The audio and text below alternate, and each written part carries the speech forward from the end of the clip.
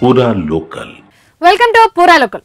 దిత్వా అనే పేరుతో మరో తుఫాన్ దూసుకొస్తుందని వాతావరణ కేంద్రం హెచ్చరికలు జారీ చేసింది. ఇండోనేషియా పరిసరాల్లో ఏర్పడిన సెన్యార్ తుఫాన్ ముప్పు తప్పిందనుకుంటే దిత్వా రూపంలో మరో తుఫాన్ రాష్ట్రంపైకి దూసుకొస్తుంది.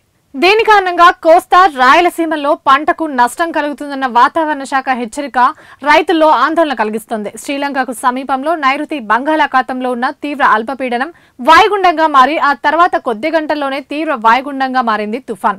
దీనికి యోమన్ దేశం సూచించిన దిత్వాగా భారత వాతావరణ శాఖ పేరు పెట్టింది. తుఫాన్ గంటకు 10 నుంచి 15 కిలోమీటర్ల వేగంతో ఉత్తర వ్యాయంగా పయనిస్తుంది. శ్రీలంకలోని ట్రైంకోమలైకు 170, పుదుచ్చేరికి 570, చెన్నైకి 670 కిలోమీటర్ల దూరంలో కేంద్రీకృతమైంది.